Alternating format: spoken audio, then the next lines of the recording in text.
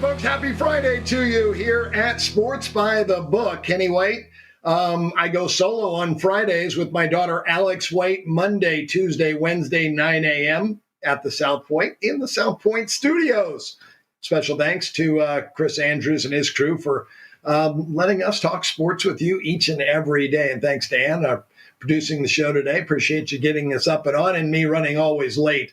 I connected about 3 minutes before the show started. So writing notes down for all of these games every day brings something new to us. And, you know, every day makes you happy that we're alive and we're up and moving and we're doing, and we're talking sports, and we're betting on all of these games. So we're going to go over all 4 college games tonight in college football. We have Major League Baseball tomorrow. I will touch on all 4 of those games as well.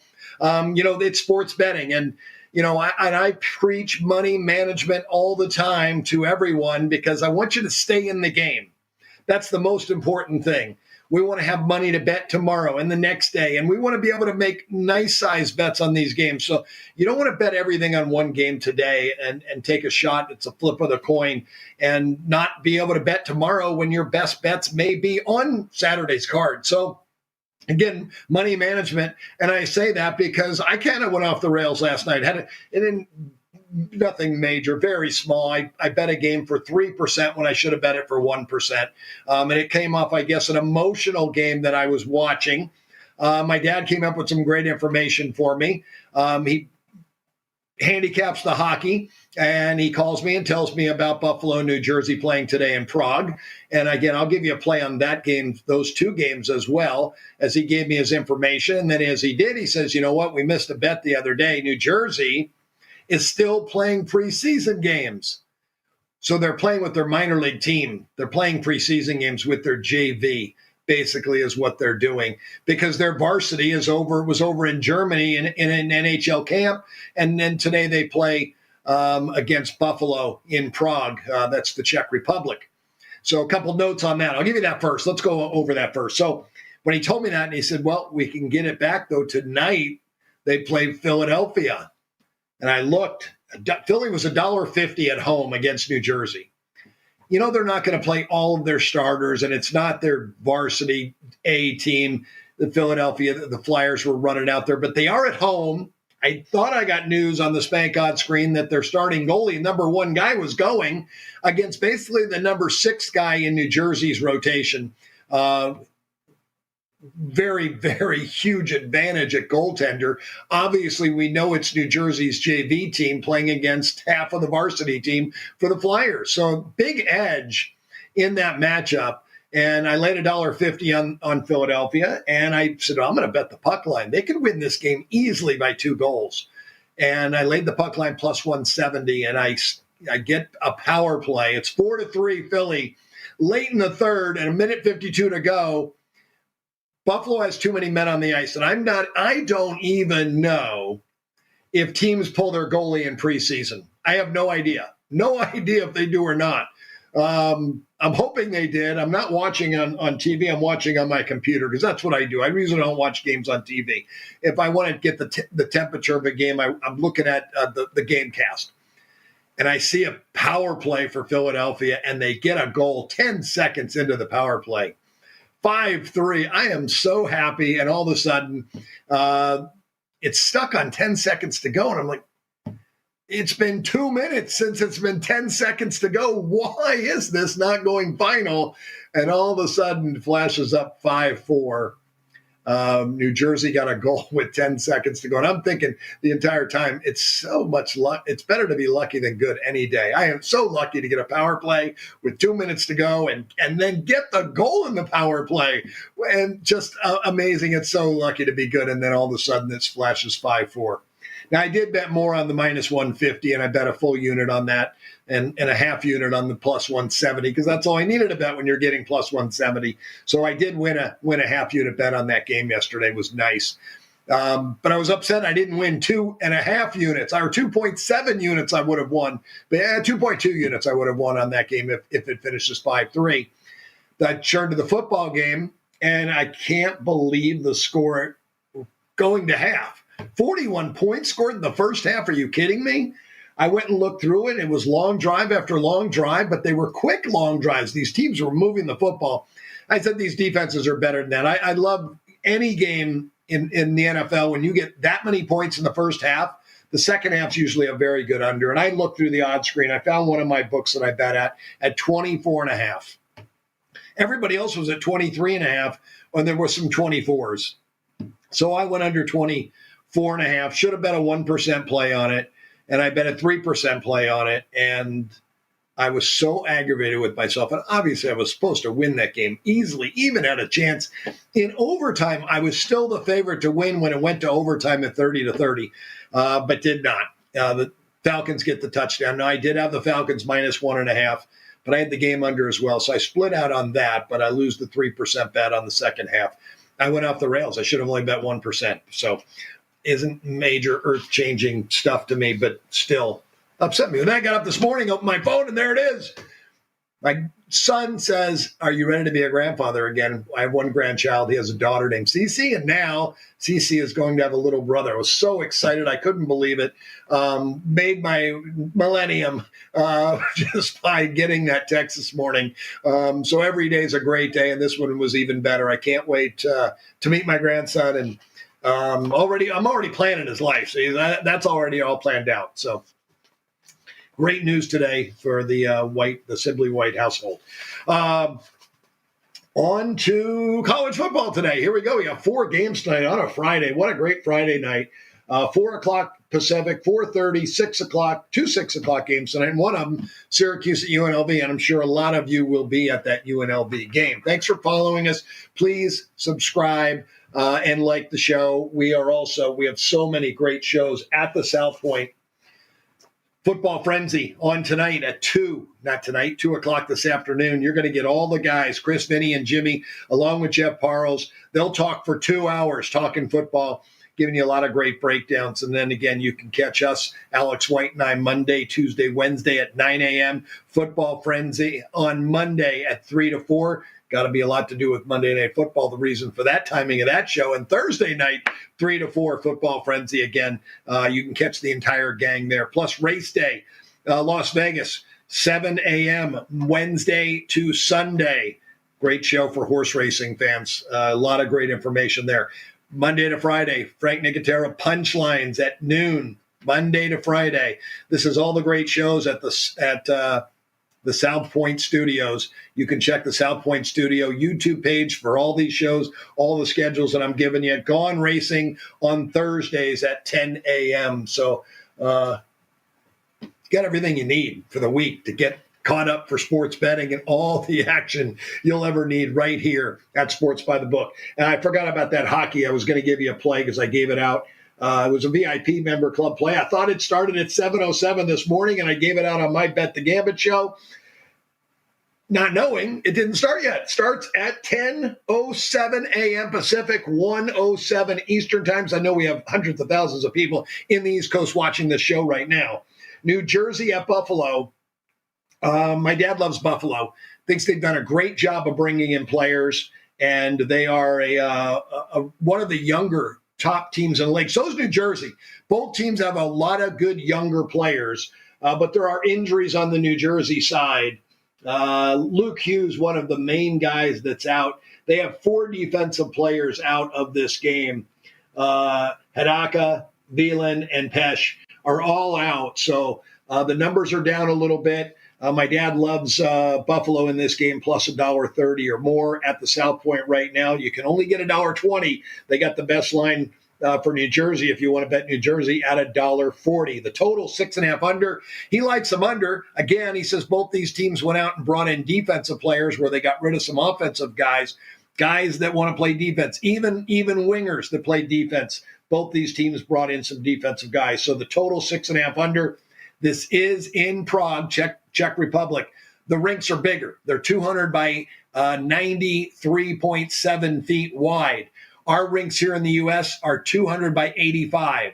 So the international rinks are larger. Larger the rink, the less scoring. Smaller the rink, the more scoring, because the traffic, the goalies can't see. The bigger the rink, they can see it. You can see the passes are a lot longer on the bigger rink where they can be intercepted and taken away. So scoring opportunities are taken away. It's probably worth about a half a puck to probably 3/4 of a puck difference when you're looking at those size of a rink. So we're on Buffalo today, and we're on the under 6.5.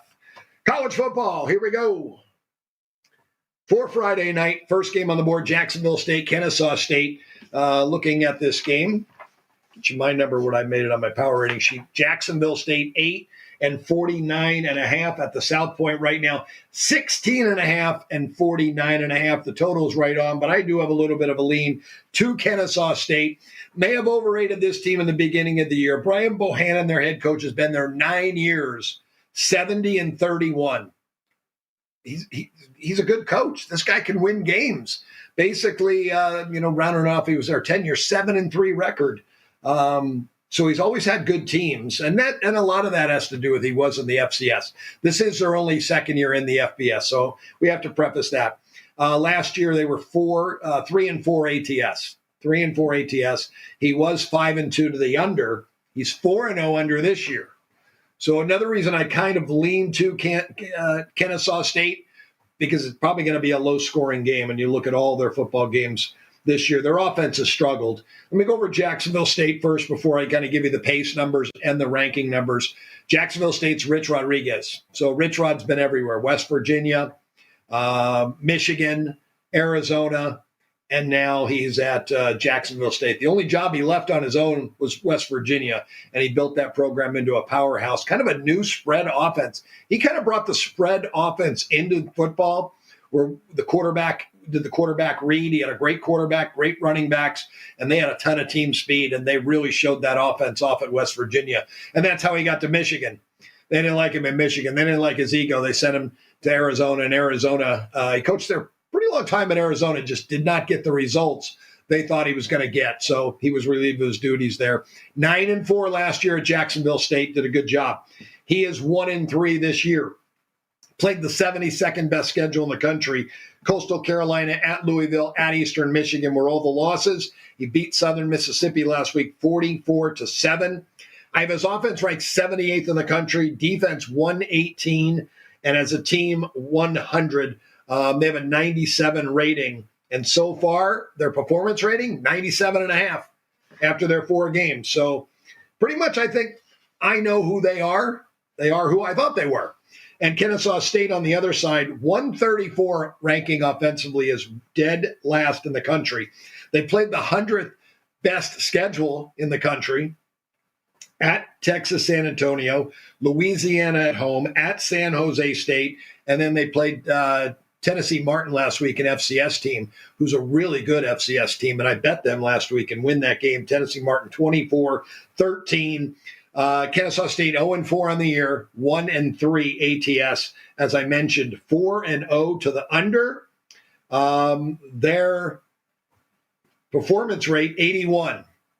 I have their rating 85.5, ranked 133 in the country. Only Kent State is worse than Kennesaw State. So this is a really bad football team.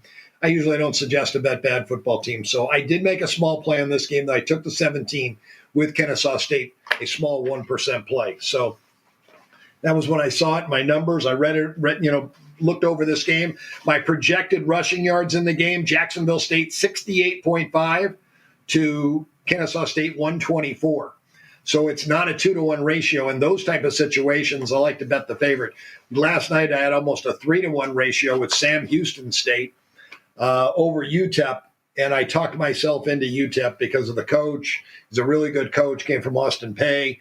But when you can't stop the run and the other team can, and the other team can run it, nothing but trouble. And that's what that game was, 41-21. UTEP made it kind of competitive, a 20-point edge with 2 touchdowns in the second half. So wasn't a great play. Houston at TCU. This one, Willie Fritz for Houston, Sonny Dykes for TCU. If you want a coaching clinic, watch this game. Both these guys are great coaches. I have them both A- coaches in my book. Willie Fritz, though, new to Houston, 8 years at Tulane. He was 54-48. Asterisk, They were not very good when he got there. It took him time to build that program. It took him 6 years to build that program. Sometimes it takes that, because sometimes it takes that long to really get the guy that has the it factor at quarterback. The last 2 years, Willie Fritz was 22-4 at Tulane. They were a regular in the AP top 25. So he will build Houston. He is 63 years old, because I thought even before he made his run of the last 2 years, I knew he was a really good head coach. I could see it. I was winning money with him at Tulane before the last 2 years. So I thought this would be a great guy to coach UNLV when they were looking for a head coach. And then I thought, you know what, he's in his 60s. And I don't mind that. I'm 60 myself. Experience is great. But I think UNLV needed a coach that maybe would stay for 10 years. Maybe, hopefully, Barry Odom's that guy. I hope he stays. Well, anyway, Houston, TCU, back to that. Sonny Dykes. So Sonny Dykes took his team to the national championship game in his first year there. Last year, an off year. They were not as good last year, losing record. He was 16-11 ATS his first 2 years here at TCU. And Sonny Dykes is a solid offensive guru, as I mentioned, great offensive coach. Pace stats in this game. Houston's running it 58% of the time. They want to run the football, whether it's Donovan Smith or Zian Chris as their quarterback. 44th highest in the country in rushing. They've been playing very methodical this year, 30.5 seconds per play, number 124. Their strength of schedule, number 12. Houston has played a very, very tough schedule. I wanted to give you what I made this game too. I think I did make it a little lower. And the number out there, South Point right now has TCU 16 and 49.5.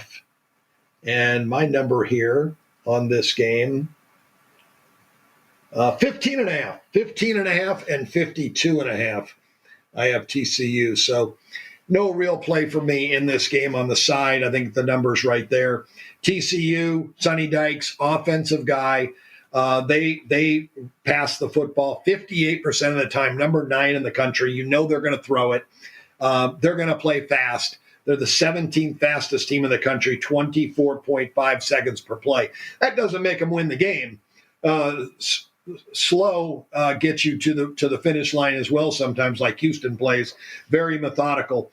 Team rankings, Houston 99th best offense in the country, 48th on defense, 71st overall, a 105 rating. Very interesting. I mentioned they played the 12th toughest schedule in college football. They opened with UNLV, who's now a top 25 team, at Oklahoma, who's a top 25 team. They lost Oklahoma 16-12 at Oklahoma in Norman. They beat Rice, their biggest rival, 33-7. The last 2 weeks, they haven't scored. They lost at Cincinnati, 34-0. And then they lost Iowa State last week, 20-0. But that's a ridiculous schedule that they've played so far. They've gone under in all 5 games with Willie Fritz as the head coach now at Houston. I have a 105 rating, as I mentioned, 71st in the country. Their performance rating after those 5 games, a 112. So they've overperformed. 2 things are going to happen. My number is going to go to theirs. Their number is going to come to mine. Probably meet in the middle somewhere, about a 108.5, I would think. On the other side, Texas Christian, TCU.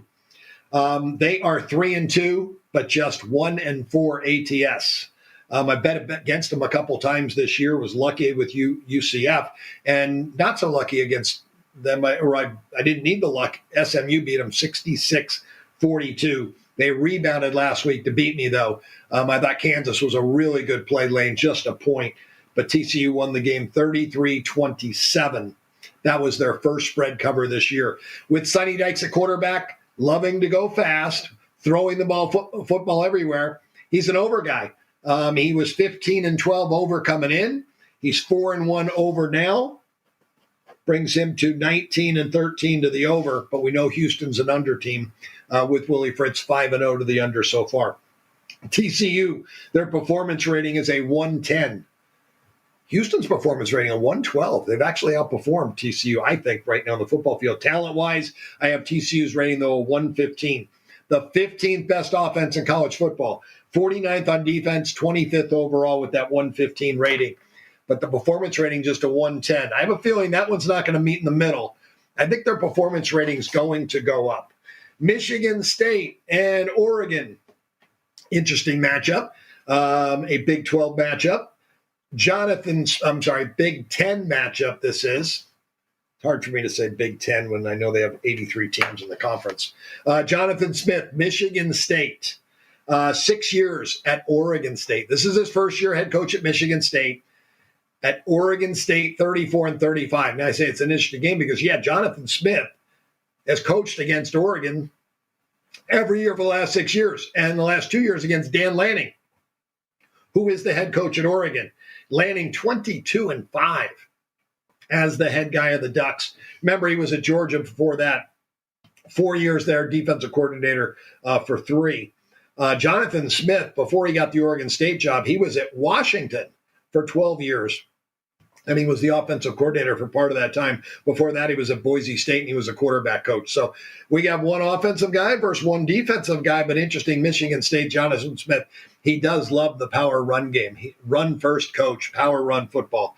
They are well-balanced this year, 51%, tied for 83rd in the country. 29 seconds in between plays, number 94. So, again, slow and methodical for Michigan State. Dan Lanning in Oregon, they run it 51% of the time as well, just like Michigan State. They're 81st in the country, 53rd passing team in the country.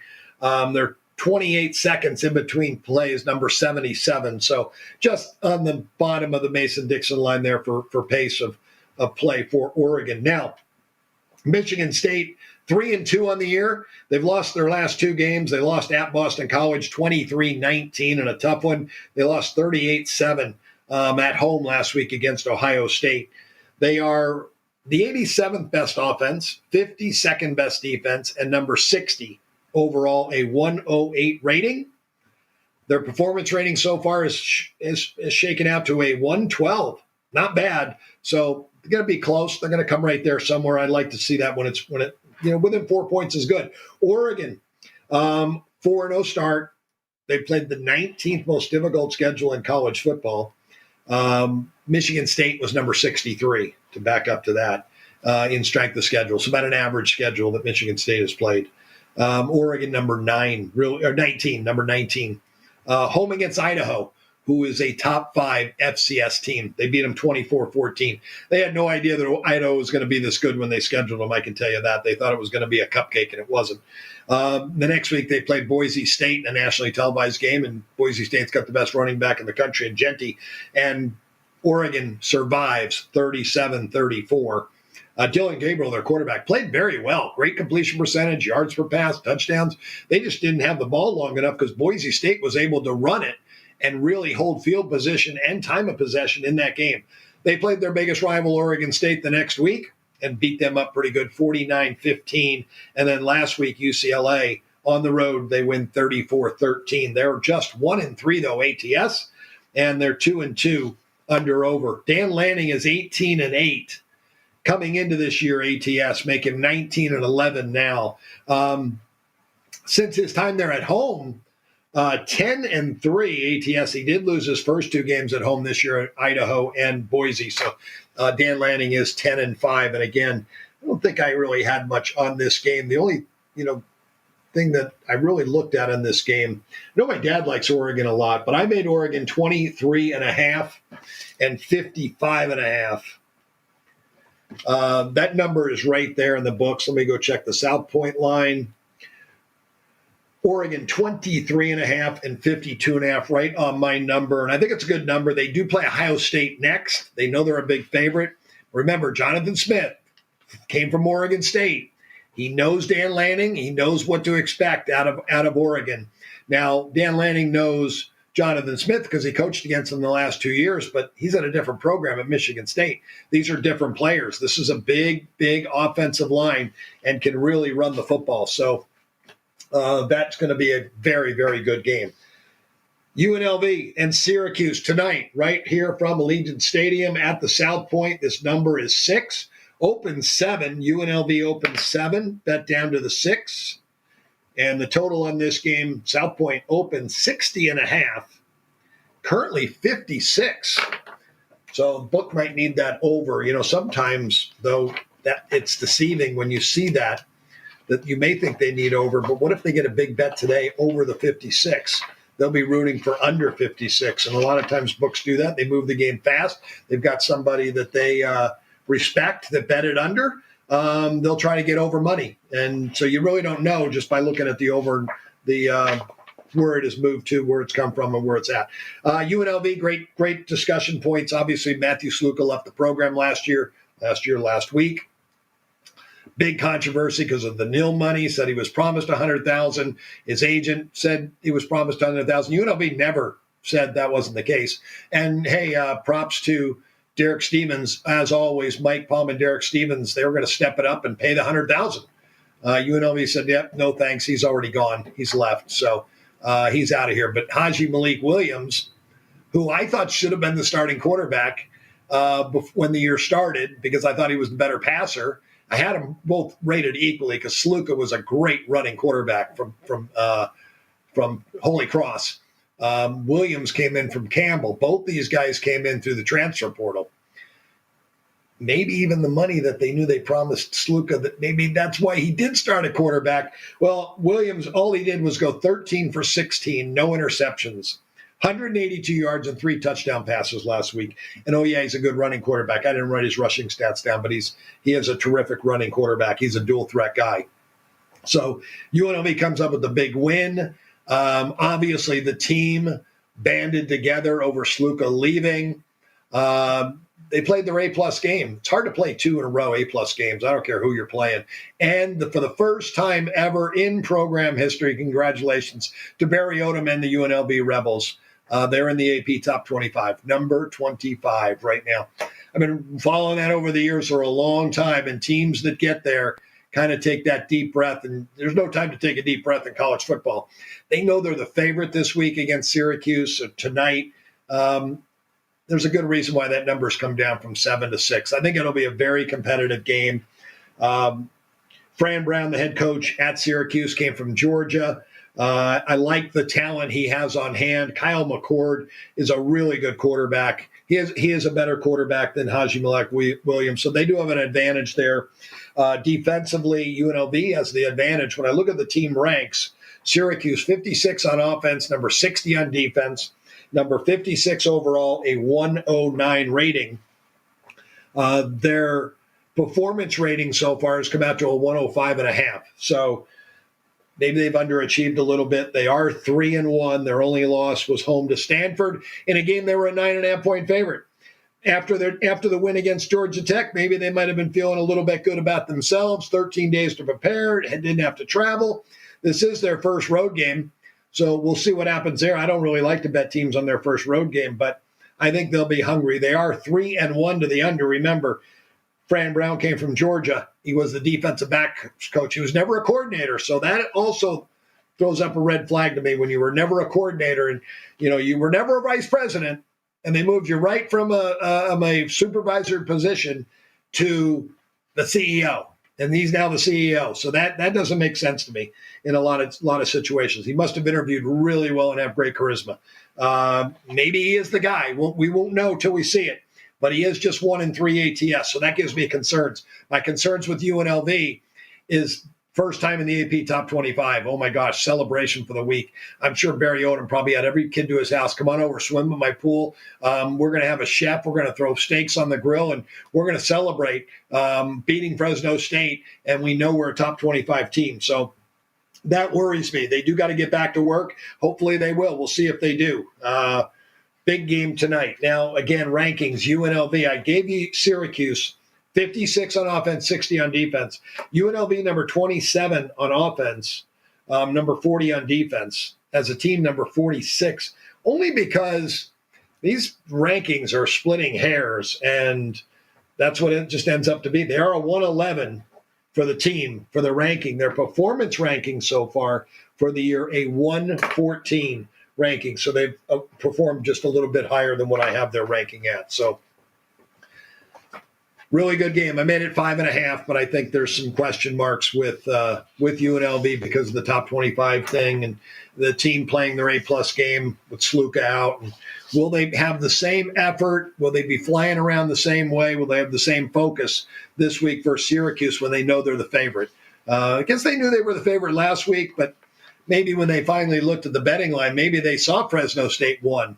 And to any kid that's 18 to 22 years old that sees -1, to them it might as well be -12 or 15, because they just know that they're the underdog. And that's, something that they see it. And believe me, when they see it, they get a little bit of a big head, or they get that, that I'll show you. And UNLV had that I'll show you feeling when they went in to play football last week. So will they be full of themselves tonight? We'll find out. It'd be a good game to bet in game, because I think you'll know early on if they do. And then we'll see what type of Barry Odom is as head coach, what type of adjustments he can make at halftime in that football game. So we'll see real quick. 2 games. I've gone 30 minutes already, but I've got 2 more college games I want to talk about and give you those games. So let's do it. Boston College at Virginia. Bill O'Brien at Boston College, first year. Great experience across the board as a college head coach at Penn State, getting the Houston Texans head job for 7 years, went 52-48. Anybody in the NFL that's over 50% in the NFL has done a nice job. If you can win 60% of your games, you're on your way to maybe being a Hall of Fame NFL head coach. So he didn't do a bad job. Was fired there, went to Alabama, 2 years as the OC, back to the NFL with New England as their offensive coordinator, and now Boston College brings him in. And he's done great so far. 4-1 record. Their only loss at Missouri in a tight game, 27-21. They're 3-2 ATS. They did not cover their last 2 games. Conference game against Michigan State. No, that's a non-conference game. I'm sorry. And both non-conference there against Western Michigan. But that was without their quarterback, Thomas Castellanos. 6-point drop-off at quarterback. So he's back this week. And looking at the numbers at the South Point, Virginia 1-52. I'll give you my number on this game. I think it's somewhere around the same range. I got my pace stats. I know I printed that sheet off, and it is in my printer way more than an arm's length away.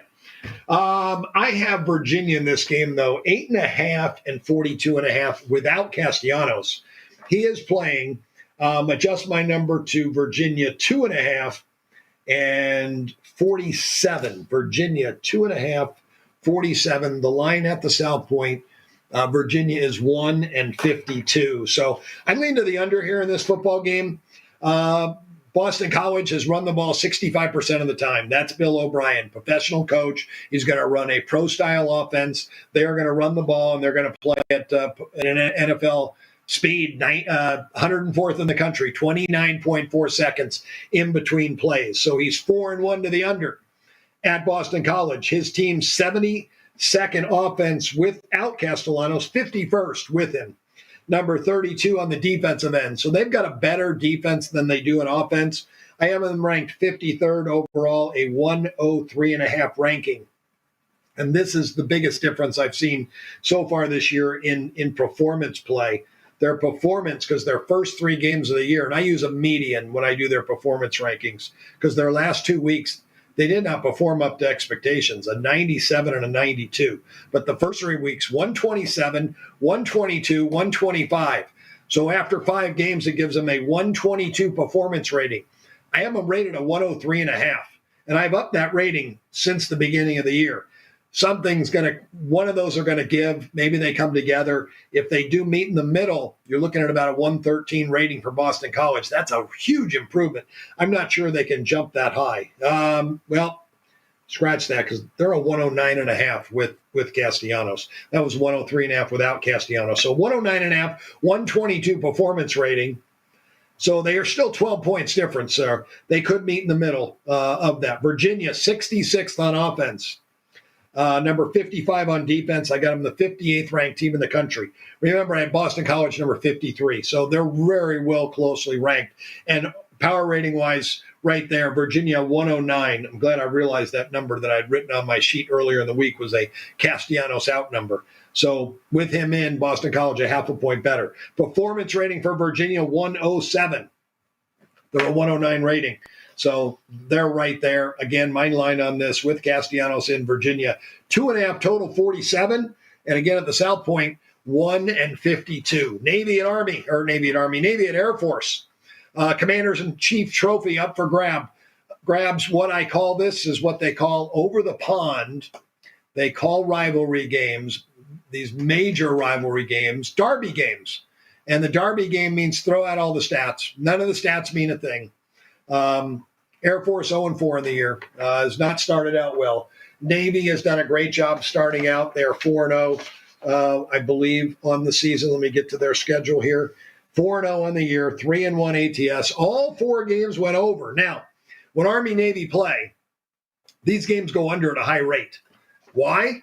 Because they both run the same, or all 3 teams, I should add Army in there. Army, Air Force, Navy, all run the triple option. So when they're practicing the triple option all week long, running it against the first string defense, the first string defense knows exactly what the offense is trying to do. So when they play each other, they know exactly what the offense is trying to do. Navy knows what Air Force's offense is trying to do, and Army, Air Force knows what Navy is trying to do. My projected rush yards for this game. Now, obviously, Navy's had a much better season, undefeated 4-0, and Air Force 0-4. Navy, 224 rushing yards. Air Force, 163. So Navy will have the advantage rushing the football, and they're going to have the advantage on the passing yards as well. But again, it's a derby game, which means it's such a rivalry game. It's basically a Super Bowl game for Air Force and Navy. You're going to get Air Force's best performance. Troy Calhoun, their head coach, does a fabulous job. He just doesn't have the players this year he has most years. This team goes to bowl games year after year after year after year, and they're competing for Mountain West Conference titles year after year after year. Not this year. 121st offense, 101 on defense, 104th overall in the country, a 96.5 rating. Their performance rating on the season, not much off what I have them. It's actually even better because their last, I'm looking at Navy, sorry. Navy, let me do them since I'm on their page, 16. Navy's a 103 performance rating. I know Air Force is lower. I'm glad I caught that. The performance rating for Air Force, 87.5. So they've performed nowhere near their power rating. Navy, a 103 performance. They have been right there with their rating of a 101. But again, I threw out all the numbers. I took the points with Air Force in this game. Again, it's going to be a very low-scoring game right there at the South Point. Navy 10 and 37.5. I want to make sure. I want to check that and make sure. Was that the opener or the current? Let's see here. At the South Point, they opened 10. They opened 9.5, 34.5. And this game up to 10 and 37.5. That is the current number at the South Point. Now, I know. Thank you, Ann and team. Great job getting those numbers up for me. But again, South Point opened 9.5, 34.5. These Army, Navy, Air Force games have gone under at a very high rate over the last 15 years because these defenses know what's coming. So, again, I think it's a game scored points at a premium. When you're looking at 37 points and a 10-point favorite, you're basically looking at 23-13. That's what you're looking at. I could see 20-13 in that range. Points at a premium. I took the 10 with Air Force. Real quick, Major League Baseball, 4 games tomorrow. I'll go over these really for you fast and get you guys out of here. The Mets at the Phillies are a very important game to me because I like the Phillies. I've got a small ticket on them to win it all and to win the National League. Seattle was my team. I had a bunch of money on Seattle, and they didn't even make the playoffs. But this I have pizza money on just to throw it down with a friend of mine that I bet with. The Philadelphia Phillies, I made $1.95 and 7.5. That's Wheeler against Peterson. This game at the South Point. Phillies $1.90, take back $1.75. Extremely, extremely fair pricing at the South Point. Most places would only give you $1.70, maybe even $1.65. Great job, Chris and team. I don't even have to tell you that. You guys already know that the South Point gives you the best and the fairest shake of sports books in the world, and especially when it comes to NFL numbers with not placing money on the number, even the 3, where the rest of the world, the South Point is the only one in the entire world that does not place money on and off the 3, which is quite amazing. Detroit at Cleveland, Reese Olson, Tanner Beebe, 2 outstanding pitchers. That pitching matchup the first one, though, Mets and Phillies, is the top pitching matchup of the 4 games tonight, David Peterson and Wheeler. This one's still a good pitching matchup, though. Olson and Beebe. Out of all of the offenses of the 8 teams that play on Saturday, I think these are the 2 weakest offenses. I did win back-to-back bets with the Tigers and the Orioles under in the first 5 easy winners. This game, I have the Guardians. I might have even said the Indians. I hope I didn't. Guardians, 117-7 at the South Point. Guardians, $1.45, 10-cent line. Take back $1.30. 5 on the Tigers. The total 7 over 15. My total is 7. Right there, we haven't found anything yet. Yankees and Royals. Garrett Cole, Michael Waka, Waka for the Royals in this game. I made $1.95 at 9. This game $1.90 at the South Point. Again, a great take back price, $1.75. Total 7.5 over. I made it 9. It is a 6:38 game. Should be no shadows whatsoever. We got 2 really good offensive clubs. I know we have 2 really good pitchers, but I think this total is just a bit low. I think you're going to see runs here. I don't mind going over early in these series, but when we get to game 6 and 7, if we do, going under. I think these are 5-game series, actually. So 5 games. When we get to game 4 or 5 later in the series, I'll be under in a lot of these games. Here's another one for me. I got to make the adjustment with Yamamoto on the mound, though. A little bit of a difference with him pitching instead of Jack Flaherty, but that Dodger game, Padres-Dodgers tomorrow night, Dylan Cease against Yamamoto. Yamamoto, just tremendous numbers. Has been hit around just a little bit in his last couple of games, but his median performance on the year, 6 innings, 5 hits, 2 runs, 1 walk, 7 strikeouts. Now, you know he missed some time with a strained right rotator cuff since he's come back.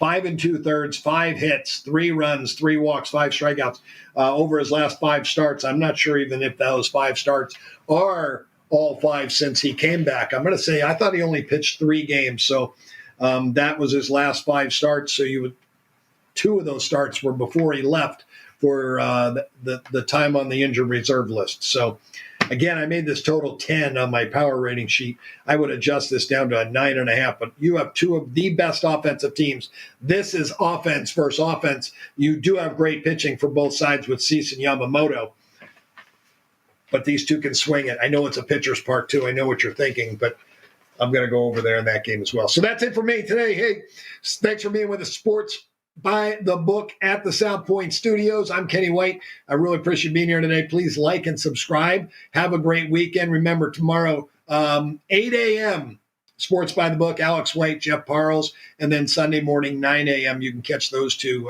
that dynamic duo on Sundays leading up to the NFL. So for Ann and the rest of the crew, thank you very much for getting me on the air. Sorry to take you so long in the day. Have a great Friday to you and have an outstanding weekend. I'll be back here at Sports by the Book on Monday.